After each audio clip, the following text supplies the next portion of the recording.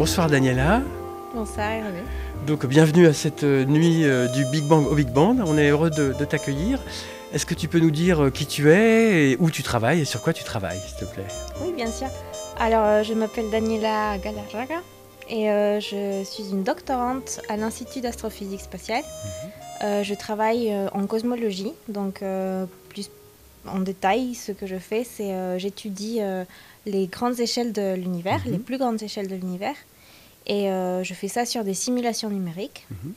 Et voilà, je suis en deuxième année de thèse. Voilà. Tu évoques le fait que tu travailles en cosmologie et sur des grandes simulations. Donc, est-ce que tu peux nous dire un petit peu plus qu'est-ce que tu cherches, qu'est-ce que tu essaies de comprendre, et puis est-ce que ces simulations, est-ce que c'est toi qui les fais?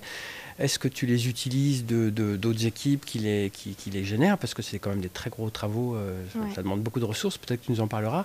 Et puis, est-ce que peut-être tu compares à des observations? Est-ce que tu regardes, je sais pas, la matière noire, ce qui se passe juste après le Big Bang, les galaxies, parce que l'univers est vaste et vieux, donc voilà. Ce que je cherche, c'est une description plus complète de l'univers, et notamment des structures qui s'appellent les filaments cosmiques. Donc un filament cosmique, c'est en gros un pan de matière qui relie deux amas de galaxies. Donc les amas de galaxies, c'est les structures les plus denses de l'univers.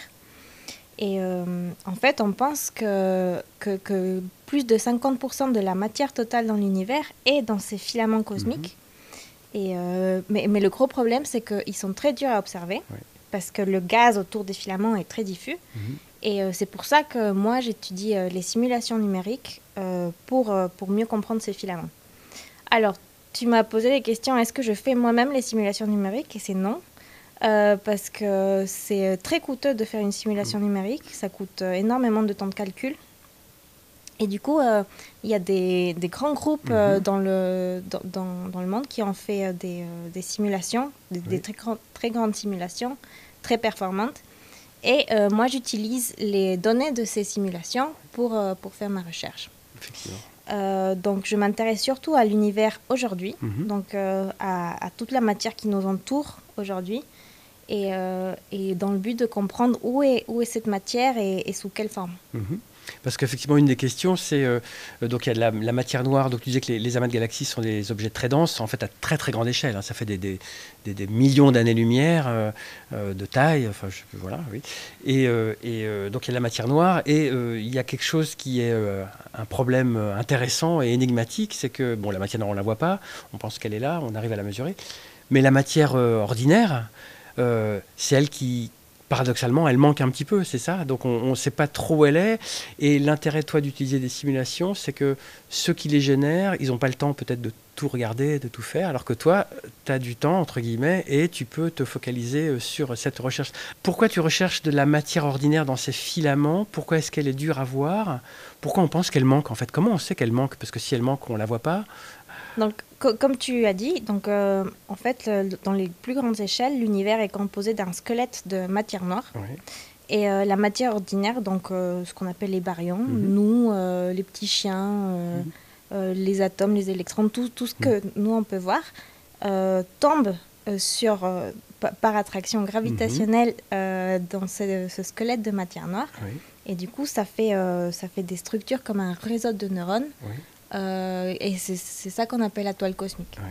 Donc on pense en fait, en comparant les observations récentes de l'univers aujourd'hui avec des observations de l'univers il y a très très très longtemps, donc du fond diffus cosmologique, on a détecté que le budget de matière ordinaire, donc de nous, n'était pas le même. Enfin, on ne retrouvait pas le budget.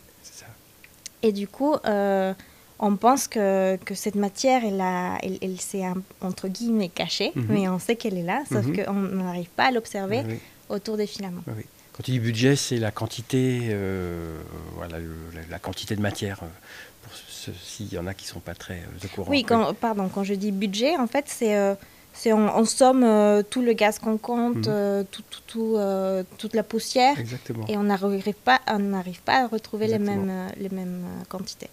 Et donc, c'est cette matière qui a un peu disparu récemment dans l'histoire de l'univers. Donc, qu'est-ce que tes analyses de simulation disent? Est-ce que c'est du gaz chaud, du gaz froid. C'est quoi chaud, c'est quoi froid? Enfin, ça, tu nous diras. Et où est-ce que c'est? Est-ce que c'est vraiment pile dans les filaments avec la matière noire ou est-ce que c'est beaucoup plus lointain? Voilà, c'est quoi tes révélations de l'analyse des simulations? Alors là, Hervé, je n'ai pas encore attaqué le gaz. C'est pas grave. Donc, qu'est-ce que pour tu vois l'instant, d'autre? en fait, pour l'instant, je me concentre sur l'aspect galaxie. Oui. Parce que comme on n'arrive pas à voir la matière noire, oui. Et ce qu'on voit très facilement, c'est les galaxies. Oui. Bah, du coup, quand on regarde dans le ciel, on voit que ces galaxies tracent le squelette de matière noire. Et du coup, en ce moment, j'essaye de trouver les propriétés de ces filaments à travers les galaxies. D'accord. Et une fois que j'aurai compris comment sont les filaments, qu'est-ce que c'est un filament, par exemple, s'il est plus dense quand il est plus court ou plus lent, s'il a un rayon caractéristique où il s'étend ou s'il est très étendu. Là, je pourrais voir comment le gaz va entourer ce filament et faire des études sur la température de ce gaz, sur la pression, sur toutes les grandeurs thermodynamiques du gaz. Exactement. Et du coup, comparer avec les observations, parce que grâce à des observations de rayons X, par exemple, on peut savoir la température de gaz autour de nous. Exactement. Et qu'est-ce qui t'assure, entre guillemets, que les simulations sont bonnes, entre guillemets, parce qu'on pourrait objecter que tes études sur les simulations qui sont faites, en fait, partent de simulations qui ne sont pas très précises, parce qu'on sait que la physique de l'univers est quand même très compliquée. Donc, est-ce que tu utilises plusieurs types de simulations, ou alors ceux qui font les simulations t'assurent que c'est le meilleur de ce qui se fait aujourd'hui? Voilà, comment toi, tu t'assures que finalement, ce sur quoi tu travailles, ce n'est pas des simulations un peu, pas hyper précises, quoi. Oui, bien sûr. Alors, l'univers des simulations, il y a beaucoup de gens qui sont super spécialistes de ça. Et du coup, c'est quelque chose qui évolue très vite. Oui. Donc actuellement, il y a des simulations qui sont très performantes et qui arrivent à reproduire très bien les observations. Parce que bien sûr, pour savoir si une observation est bien faite ou pas, on la compare avec ce qu'on observe. C'est ça la réalité. Et donc dans mon cas, j'utilise différentes simulations pour voir si mes résultats sont indépendants ou pas de la simulation. Tu fais une sorte de moyenne et tu compares déjà sur plusieurs simulations. Sur plusieurs simulations qui du coup ont peut-être des petites différences dans la physique du gaz ou des trucs comme ça. Et pour voir à quel point justement les filaments sont dépendants de ces petits paramètres des simulations. D'accord. Donc tu as déjà pris en compte le fait que les simulations étaient différentes. Ou dans le marché, si on peut appeler ça comme ça. Dans le marché, il y a plein de simulations qui sont très différentes les unes des autres. Il y en a quelques-unes qui sont très bien, il y en a d'autres qui du coup se sont avérées être fausses. Et du coup, c'est pour ça que c'est important de comparer tout le temps dans plusieurs simulations, qu'est-ce qu'on obtient. Exactement. Très bien. Donc tu es doctorante, tu disais, à l'Institut d'astronomie spatiale, à l'Université Paris-Saclay. Qu'est-ce qui fait que la petite Daniela, peut-être un jour, a décidé de devenir astrophysicienne ou pas? Est-ce que c'est une vocation d'enfance ou c'était venu au cours de tes études, qui d'ailleurs n'ont pas toutes été en France, si je ne m'abuse. Donc voilà, qu'est-ce qui fait que tu es là aujourd'hui, finalement, que tu es devenue astrophysicienne? Qu'est-ce qui fait que je suis actuellement en astrophysique? C'est d'abord mon amour pour la physique. Donc oui, j'ai pas fait toutes mes études en France parce que je suis équatorienne. Et donc j'ai fait tout mon lycée en Équateur avec ma famille qui habite toujours là-bas. Et après mon bac, j'ai pris la décision de quitter mon pays et de venir en France. Donc j'ai fait une classe préparatoire. Après, j'ai fait le magistère d'Orsay de physique, mais à ce moment-là, je ne savais pas que je voulais faire de l'astrophysique. Je voulais juste faire de la recherche en physique. Et c'est en avançant dans mes études que je me suis rendu compte qu'en astrophysique, il y a de la très belle physique. Et c'est comme ça que j'ai choisi cette voie. Donc merci l'université pour Merci t'avoir l'université. choisi. Et donc, est-ce que tu peux nous dire aussi ton engagement, parce que donc tu as dit que tu es équatorienne, tu retournes peut-être pas autant que tu le souhaiterais dans ton pays pour retrouver tes proches, mais je crois que tu es un petit peu engagée là-bas et puis ici aussi pour populariser les sciences. Voilà, d'où t'es venu ce goût et puis quel genre d'activité tu fais pour essayer de promouvoir peut-être aussi la place des filles en sciences.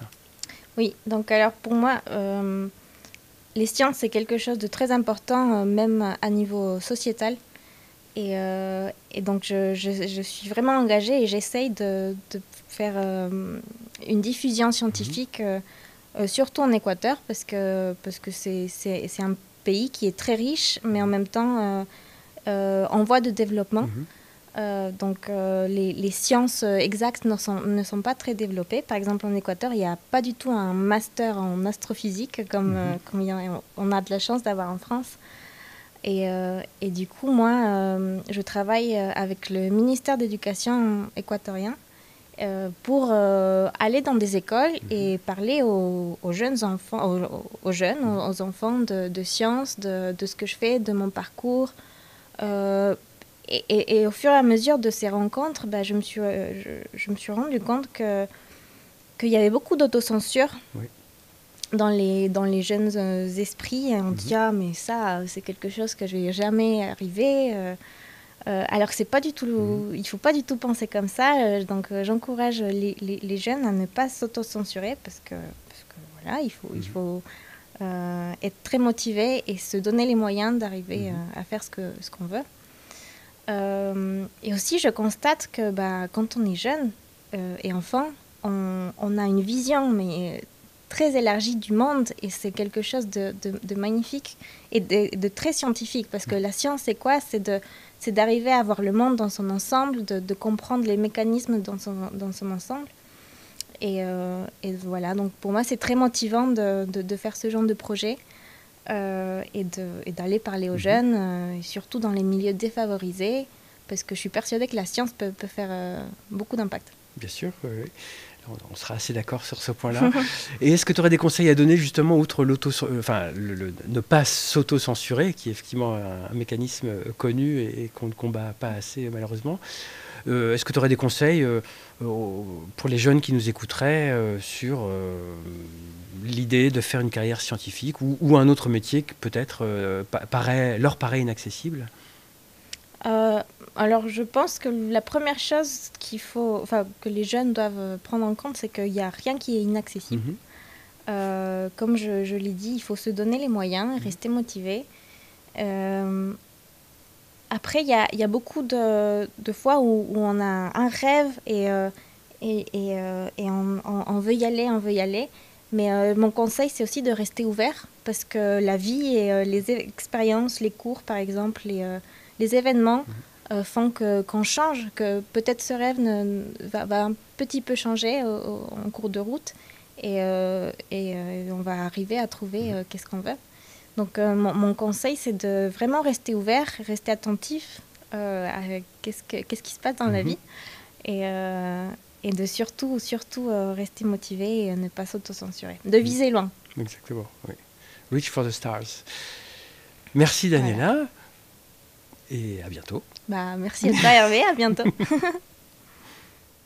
L'autre monde ou les États et empires de la Lune, Cyrano de Bergerac, 1650. En vérité, ce mouvement que vous attribuez à la Terre, n'est-ce point un beau paradoxe ?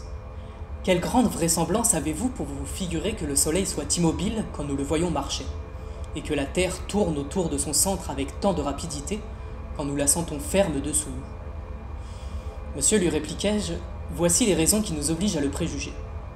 Premièrement, il est du sens commun de croire que le Soleil a pris place au centre de l'univers, puisque tous les corps qui sont dans la nature ont besoin de ce feu radical qui habite au cœur du royaume pour être en état de satisfaire promptement à leurs nécessités, et que la cause des générations soit placée également entre les corps, où elle agit de même que la sage nature a placé les parties génitales dans l'homme, les pépins dans le centre des pommes, et les noyaux au milieu de leurs fruits. Cela donc supposé, je dis que la Terre, ayant besoin de la lumière, de la chaleur et de l'influence de ce grand feu, elle se tourne autour de lui pour recevoir également en toutes ses parties cette vertu qui la conserve. Car il serait aussi ridicule de croire que ce grand corps lumineux tourna autour d'un point dont il n'a que faire, que de s'imaginer quand nous voyons une alouette rôtie qu'on a, pour la cuire, tourné la cheminée autour. Mais parlons seulement des causalités naturelles de ce mouvement. Je dis donc que les rayons du soleil, avec ses influences, venant à frapper dessus par leur circulation, la font tourner comme nous faisons tourner un globe en le frappant de la main, et de nécessité, ne la pouvant frapper que de biais, la font ainsi pirouetter. À ces mots, M. de Montmagny m'interrompit. J'ai lu sur ce sujet quelques livres de Gassendi, l'un de nos pères qui soutenait votre opinion.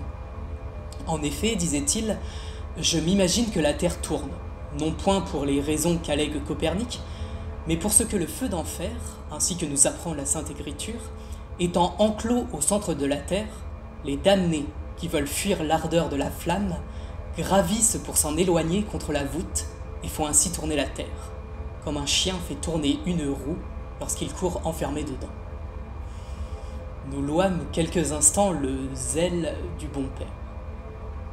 Mais, monsieur, lui répondis-je, la plupart des hommes qui se jugent que par les sens se sont laissés persuader à leurs yeux.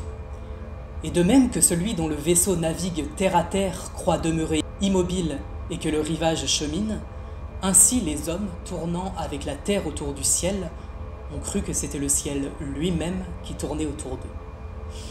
Quant à moi, bien loin de consentir à l'insolence de ces brutaux, je crois que les planètes sont des mondes autour du Soleil et que les étoiles fixes sont aussi des soleils qui ont des planètes autour d'eux, c'est-à-dire des mondes que nous ne voyons pas d'ici à cause de leur petitesse et parce que leur lumière empruntée ne saurait venir jusqu'à nous.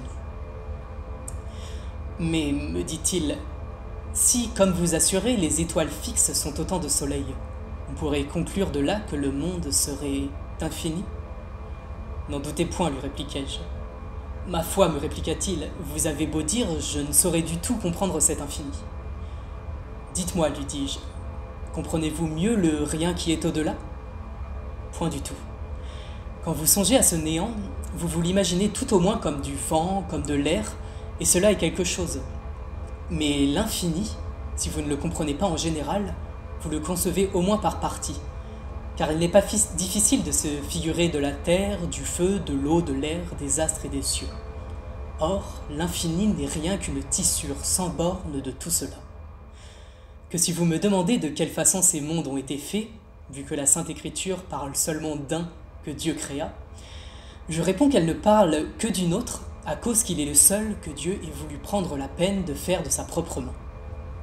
Mais tous les autres qu'on voit ou qu'on ne voit pas, suspendus parmi l'azur de l'univers, ne sont rien que l'écume des soleils qui se purgent. Car comment ces grands feux pourraient-ils subsister s'ils n'étaient attachés à quelque matière qui les nourrit ? Or, comme le feu pousse loin de chez soi la cendre dont il est étouffé, et de même que notre cœur se dégage par le vomissement des humeurs indigestes qui l'attaquent, ainsi le soleil dégorge tous les jours et s'épurge de restes de la matière qui nourrit son feu. Mais lorsqu'il aura tout à fait consommé cette matière qu'il entretient, vous ne devez point douter qu'il ne se répande de tous côtés pour chercher une autre pâture, et qu'il ne s'attache à tous les mondes qu'il aura construits autrefois, à ceux particulièrement qu'il rencontrera les plus proches. Alors ce grand feu, rebrouillant tous les corps, les rechassera pêle-mêle de toutes parts comme auparavant, et s'étant peu à peu purifié, il commencera de servir de soleil à ces petits mondes qu'il engendrera en les poussant hors de sa sphère.